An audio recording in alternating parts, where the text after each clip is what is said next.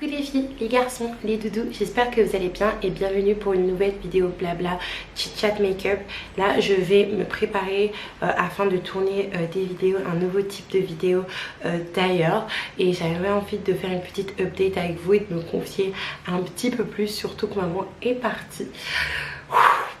Je vais me maquiller donc je vais pas pleurer, mais c'est très difficile. On va en parler d'ici quelques secondes et plein d'autres choses, le travail, les démarches, tout un tas de choses, YouTube comme d'habitude, raconter ma petite vie sur internet. N'hésitez surtout pas à liker, commenter, partager cette vidéo, à faire un tour sur Ajafit, et sans plus tarder, du coup c'est parti. Ce qui devait arriver arriva. Maman est retournée en France. C'était prévu, c'est pas du tout dans ses plans et dans ses projets d'habiter ici. Elle, sa vie c'est en France, et d'ailleurs on râle beaucoup, mais c'est vrai que quand on voyage, on se rend compte qu'en France, des fois, concernant certaines choses, on est très bien loti, et elle se sent bien dans sa zone de confort en France, et je l'accepte. Je vais pas vous mentir que ces vacances, encore une fois, ont été magnifiques. Vous allez me poser la question, mais Aïka, pourquoi elles ont été magnifiques? Où vous êtes allé? Quelle activité vous avez fait? Il y avait plein de choses qui étaient prévues. On devait aller à Black Diamond, on devait aller faire le zoo de la Martinique, on devait aller encore une fois à la piscine du Lamentin. On devait faire plein de petites activités, participer à plein de petits événements. Comme vous le savez, j'ai perdu ma voiture. Il y avait de l'highlighter dessus, on dirait. C'est pas grave, ça a donné un côté cool.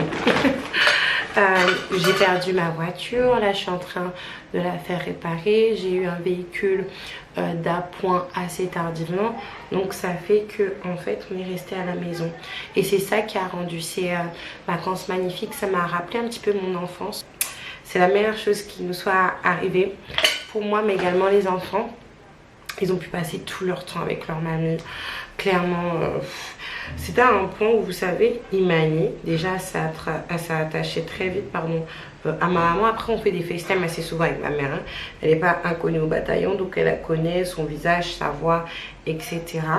Mais vous savez, Imani, qui est super, normalement, super réservée, super même austère, hein, Imani. Vous voyez, c'est juste là qu'elle commence à aimer un petit peu la crèche, alors que ça fait 1 an qu'elle est là-bas. Et bien au bout de 2 jours, elle a adopté maman. Même avec son papa, on était littéralement choqués.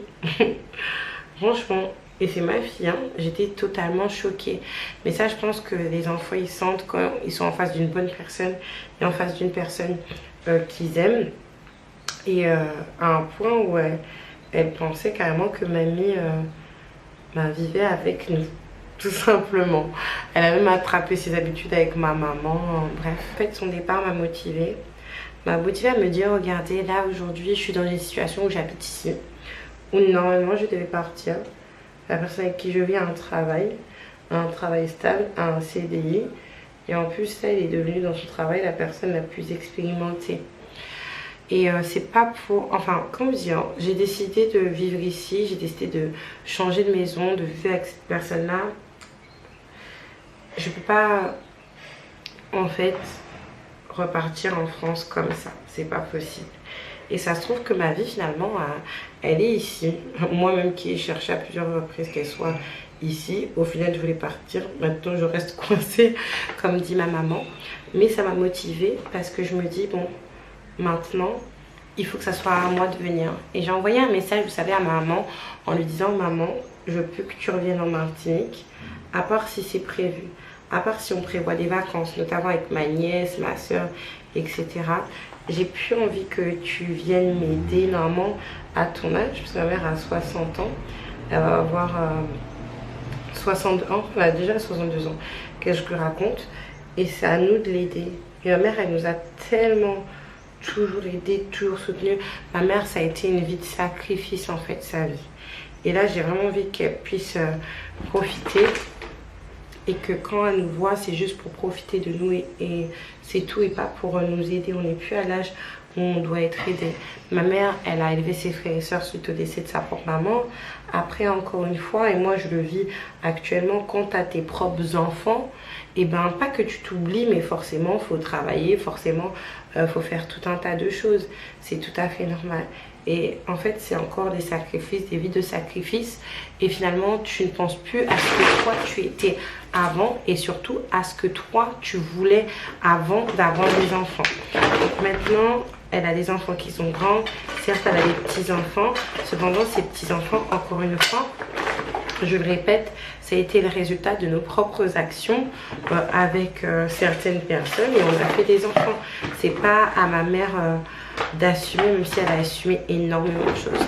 Elle nous a toujours soutenus, quel que soit notre choix, elle nous a toujours accompagnés tout en donnant son avis.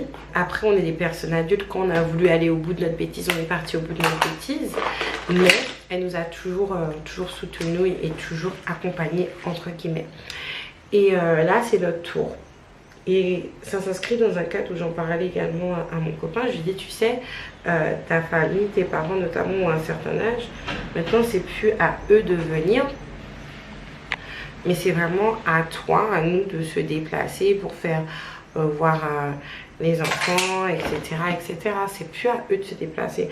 On n'est plus des enfants. Hein. Les filles, je vais avoir 31 ans bientôt. Même si, en vrai, je vais pas avoir 31 ans. En vrai, je vais avoir 21 ans. Parce qu'encore une fois, dans ma tête, les filles, vous savez, quand j'ai commencé YouTube, j'avais 22 ans et quelques. Je suis un dinosaure, littéralement. Mais en fait, mon âge, pour moi, il n'a absolument pas changé, quoi. D'habitude, ça va ressembler quelque chose à la fin, ne vous inquiétez pas. Donc, j'étais en train de vous dire, du coup, que c'est à moi de faire les choses. Et que là, en fait, dès maintenant... Et ça s'inscrit un petit peu dans un changement que j'avais décidé de faire suite au fait que je ne travaille plus en tant que salariée. Je vais me mettre à fond dans mon travail, à fond sur saisir toutes les opportunités, mais également me les créer afin d'avoir un super bon rendement pour pouvoir partir en vacances en France pour revoir ma famille. J'ai juste tellement hâte. Le fait de voir maman, ça m'a fait tellement de bien, ça m'a tellement apaisé, surtout qu'après l'histoire là du retour de la propriétaire, j'ai toujours pas reçu le courrier d'ailleurs, et ben en fait elle a eu les mots, elle a eu la tendresse, elle a eu l'aura pour m'apaiser, pour m'apporter du réconfort, pour me dire non Aïka, calme-toi, c'est rien. Et au-delà de ça, en fait, quand je suis accompagnée de ma famille, j'arrive à de nouveau être moi-même. Vous savez, quand vous évoluez dans un milieu, c'est tout à fait normal, vous avez tendance à prendre les codes. Et ça, c'est normal, c'est le mimétisme. Je vais vous donner un exemple que j'ai donné à mon fils. C'est pour ça que c'est important d'évoluer dans un joli milieu où il y a des personnes qui sont intelligentes et inspirantes. Je suis partie, moi, au lycée... Comment il s'appelle ce lycée? Je sais plus. C'était un lycée à Montataire. Oui, Montataire. Je rêvais d'aller dans ce lycée en tant que fille de la campagne parce qu'il y allait y avoir des noirs, etc.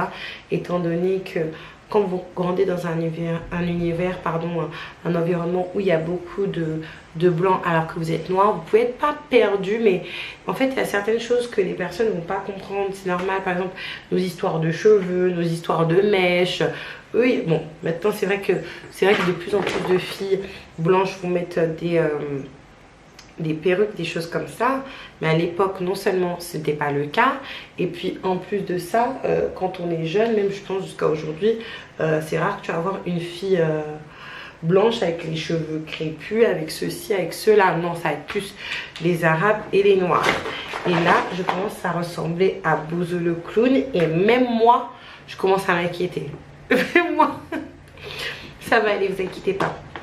Et vous savez, quand je suis arrivée dans ce lycée-là, j'ai eu quelques problèmes d'exclusion, pas d'exclusion scolaire, mais disons, j'avais été mis à part à cause d'une histoire qui s'était passée à l'internat, parce que j'avais fait un petit passage éclair à l'internat. Et pendant le début de mon exclusion scolaire, j'ai rencontré une fille qui était, il me semble, dans ma classe, mais dans un groupe différent, parce qu'il y avait différents groupes par rapport à certaines choses. Et cette fille-là, c'était une littéraire. Elle avait en fait la carrure et le comportement d'une littéraire. Elle avait des longs cheveux ondulés, elle s'habillait d'une certaine manière, et en plus de cela, Et c'est ça qui m'a inspirée, qui m'a marqué. Et c'est une petite anecdote, une petite story time que je vous raconte en plus. C'est qu'elle avait un iPhone.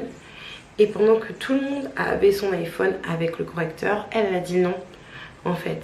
Qu'elle ne veut pas mettre le correcteur sur son iPhone parce qu'elle veut pouvoir, en fait, écrire en toutes lettres sans que ça soit corrigé pour améliorer son français. Et en fait, ce que je suis en train de vous dire là, cette story time que je suis en train de vous dire, cette petite histoire, c'est ça qui m'a inspiré à faire elle. C'est ça qui m'a inspiré à me diriger vers les lettres. Et par la suite, j'ai travaillé d'arrache-pied. Je suis partie au lycée Saint-Vincent. Et puis finalement... j'ai eu mon bac L, etc. Bon, j'ai eu des problèmes dans ma vie personnelle par rapport à des choix par la suite. Après, vous connaissez le topo. Mais tout ça pour vous dire que, en fait, quand on est dans un certain milieu, des fois, on va prendre les codes, on va prendre les attitudes. Mais c'est vraiment important de ne pas s'oublier la personne que l'on est, la personne que l'on veut être et la personne que l'on veut devenir par rapport à son propre caractère, par rapport à son propre tempérament, par rapport à ses propres valeurs. Et c'est vrai qu'il y a certaines choses... En fait, où je m'étais un petit peu perdue, je vais pas vous mentir, les filles qui me ressemblaient pas forcément. Et le fait d'avoir été avec maman, ça m'a recanalisé à ce sujet-là, en fait, tout simplement. C'est pour ça d'ailleurs que vous voyez tous les habits qui sont là, il y en a beaucoup qui vont disparaître. Et surtout que même si j'ai 21 ans, on est bien d'accord avec ça, que je suis super jeune et tout, j'ai quand même 3 enfants. Et j'aimerais en fait avoir une autre image aux yeux du monde et aux yeux de mes enfants. Même si mes enfants me connaissent, j'aimerais que quand des petits camarades me voient, déjà que moi je suis sur YouTube, j'ai pas à arrêter YouTube à cause de mes enfants, il est hors de question. Et eux-mêmes ne veulent pas que j'arrête. Joshua, quand je fais moins de vlogs, il me dit maman tu fais moins de vlogs famille. Non, là ça me plaît pas. C'est ça qu'il m'a dit récemment. Je dis mais Joshua. Mais j'aimerais, voilà, tout en gardant ma personnalité, reprendre vraiment ce que je suis à l'intérieur de moi. Surtout, il y a beaucoup cette pression dans la communauté noire d'avoir un certain style, d'avoir certains goûts musicaux, certains goûts en goût de films, etc. C'est que maintenant que c'est hype de regarder les K-dramas, les J-dramas, etc., etc. Et quand vous regardez bien, par exemple, la K-pop, certes, c'est hype, certes, c'est bien maintenant de regarder ça, mais de base, la K-pop, c'est inspiré de quoi? C'est inspiré de la culture noire. Donc, il y a un point de ralliement qui fait que, finalement, quand les gens s'y penchent, ils disent « Ah bon, je comprends pourquoi elle aime bien ces trucs-là venus d'Asie, parce que c'est quelque chose, en fait, qui se rapproche pas mal de nous entre guillemets. Et donc et après ça peut être autre chose. Après je vous dis ça parce que moi c'est mon intérêt. Par exemple il y a des noirs qui ne sont pas forcément musulmans, qui adorent la communauté et tout ce qui va être oriental et arabo-musulman, etc. Il faut vraiment être vous-même. Arrêtez d'essayer d'être quelqu'un d'autre. Il faut vraiment être vous-même et faire ce que vous avez envie de faire et surtout faire ce que vous avez à faire. Et le fait d'être avec maman, ça m'a vraiment remis les pieds sur terre vis-à-vis de cela. Alors c'est vrai qu'il n'y a pas beaucoup de personnes qui sont comme moi ici en Martinique, c'est normal, mais vaut mieux que je sois toute seule que mal accompagnée, parce qu'encore une fois, récemment j'ai eu une déception les filles, je pense que je vais vous la raconter sur Snap. Je vais fermer mon Snap et je vais vous la raconter sur Snap parce que c'est pas possible. Au niveau de l'amitié, bref. On dirait que j'ai le nez d'une femme enceinte, mais les filles je suis pas enceinte du tout. Du tout. C'est pas d'actualité. Vraiment pas. Bref, du coup j'étais en train de vous dire que ça m'a fait trop du bien. Et que prochainement, quand je verrai ma maman, cette fois-ci c'est nous qui irons et on ira tous ensemble en famille. Comme ça je vais pouvoir voir tout le monde. Et pour ce faire il faut que je travaille, il faut que l'on travaille. Déjà, de manière générale, sans parler de voyage en France, avec mon copain, on commence à réfléchir au fait de déménager. Vous allez me dire, Maïka, tu déménages tout le temps. Oui, c'est vrai. Mais quand même, là où on habite, on paye le prix, en fait, d'un prêt immobilier. On paye quand même 900 €. Moi mes parents ils payaient un tout petit peu plus pour une maison, je peux le dire parce qu'on n'habite plus là-bas, à Ory-la-Ville. C'était un F5 ou F6 avec un garage, un grand jardin de 100 mètres carrés. Et à l'époque il faut savoir qu'à l'époque ça devenait de plus en plus hypé, étant donné qu'il y avait la gare de la Borne Blanche ou même de Quoi-la-Forêt, où on pouvait accéder mais rapidement à Paris. Et ils payaient à peu près le même prix que l'on paye ici. C'est un petit peu cher pour ce que c'est. Donc il va falloir qu'on réduise nos dépenses, surtout qu'il y a des dépenses qu'on ne peut pas réduire comme la crèche pour Mimi, la cantine, etc., etc. Donc on aimerait bien réduire ça. Donc peut-être déménager ou... Bref, on verra bien. Et également augmenter nos revenus. Là c'est vrai que étant donné que maman était là, j'avais pas le temps vraiment de me pencher sur le travail, mais maintenant qu'elle est partie les filles, ça va y aller, ça va carburer et surtout ça va bombarder, c'est à dire que je vais être partout. C'est vrai que la plateforme avec laquelle j'ai plus de mal, encore une fois vous le savez, c'est TikTok. Je sais pas vraiment quoi faire, j'ai pas envie que ça fasse doublon. Et surtout je sais pas encore quoi faire. Peut-être dupliquer ce qu'il y a sur Instagram, chose que je fais déjà quand j'y pense, mais j'ai beaucoup de mal avec ce réseau social. Dites-moi ce que vous en pensez, même si moi j'aime beaucoup le mindset des TikTokers, pardon. Vous voyez le rythme qu'il y a eu au bout d'un mois quand je vous ai sorti la story time concernant mon ancienne prestataire de service, et ça sera ce rythme là. Il y aura des petites story time, certaines que je vous ai jamais racontées, super profondes, des girl talk, des vlogs en veux-tu, en voilà. Je vais essayer de partir sur une base de un jour un vlog ou un vlog tous les 2 jours, parce qu'encore une fois, quand on dit qu'on va faire des réseaux sociaux sur son métier, c'est pas, enfin, la création de contenu plutôt, parce que les réseaux sociaux c'est autre chose. Encore une fois, c'est pas pour juste attendre qu'une vidéo elle pète. Non, il faut mettre le contenu en ligne tout simplement, un petit peu comme à l'instar d'un community manager. Donc il faut se donner les moyens, donc des vlogs assez réguliers, et comme je vous ai dit sur Instagram, tout un tas de contenu concernant Ajafit. Déjà le premier contenu que j'ai décidé de faire, c'est des emballages de colis, de les faire en direct mais pas en live, c'est à dire que les vidéos seront préenregistrées et je vais vous les mettre en ligne en mode live. Je pense que vous comprenez ce que je veux dire par là. Comme ça je pourrais interagir avec vous et répondre à vos questions, et surtout faire vos commandes en fait, et vous verrez comment elles sont conditionnées, etc. Et surtout l'évolution au niveau de cet aspect là de mon site internet. Donc ça c'est un nouveau type de vidéo qui va commencer très prochainement, et là c'est la vidéo que je vais tourner d'ailleurs. Le pourquoi du comment, j'ai essayé de me faire jolie, j'ai essayé, je dis bien, je sais pas si j'ai réussi. J'ai fait les navi d'abokoro, j'aime beaucoup, ou egyosan comme on dit en coréen. Et donc je vous disais qu'il y aura également des présentations produits de mes produits en veux-tu, en voilà, en veux-tu, en voilà. Ne soyez pas surpris. Après ça sera un peu plus tôt dans la journée que les vidéos habituelles du style vlog, etc. En plus des emballages de produits, il y aura vraiment également des simulations de coaching, des simulations de power plan, également suivre des clientes en même temps que moi, suivre mon évolution à moi à travers les vidéos régime. Donc il y a vraiment un gros programme qui est prévu. Pourquoi? Parce que il faut que je me laisse la chance, il faut que je me laisse l'opportunité de voir qu'est-ce que ça fait quand je le fais à plein temps et que je le fais sérieusement. Surtout que là les filles, en fait je vais avoir pendant 6 mois le pôle emploi. J'ai fait toutes les démarches, j'ai déposé mon dossier, etc.